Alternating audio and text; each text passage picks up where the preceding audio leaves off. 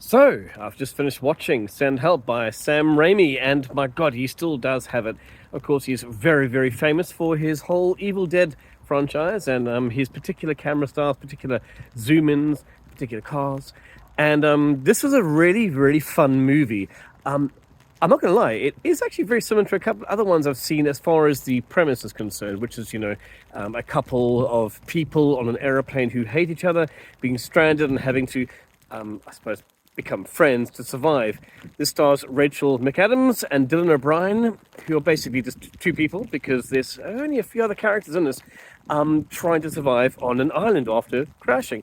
Dylan O'Brien plays this very rich asshole who believes he is in control of everything until, of course, the crash. Rachel McAdams plays a very smart woman who is obsessed with Survivor, and they spend time on the island. And it's fun. It is a load of fun. Lots of actual sort of social commentaries, of course, going in the background.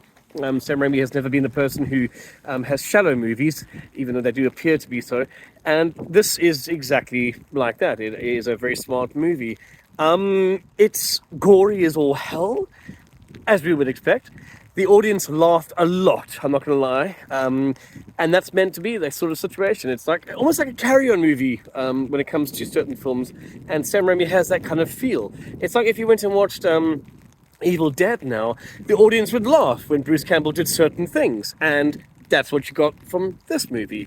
And I really appreciated that. It really felt like a sort of community event, even though there's only about 15 people in the cinema, which is, I suppose, fair. It's very wet, as you can see. I've got an umbrella above me. Well, maybe you can't, but now you can. So yeah, rather cold, wet, miserable evening. Perfect night to watch a movie like this. Have a bit of wine and watch a fun movie. The filming was great. A few very obvious blue screen or green screen moments. And the music, yeah, very background. I mean, that's the sort of point of this. These people are stranded on an island after an airplane crash, and that's the whole thing. You're not quite sure where it's going, who's the good person, who's the bad person. All I can say is I actually want to watch this again. I want to get potentially a bit stoned and watch it because the humor in it is really good. It'll really keep you laughing. I didn't expect it to be on a sort of comedy level as Evil Dead and, Campbell and all those movies in the past. So I really like that. This, to me, is a complete return for Sam Raimi, and I hope he makes more, because I know Rotten Tomatoes and the critics have loved this. I know the audience score is pretty high on Rotten Tomatoes.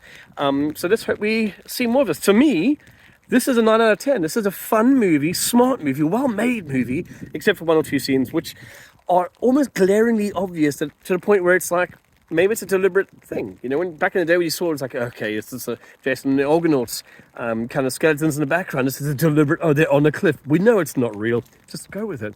So yeah, 9 out of 10. Absolutely loved it.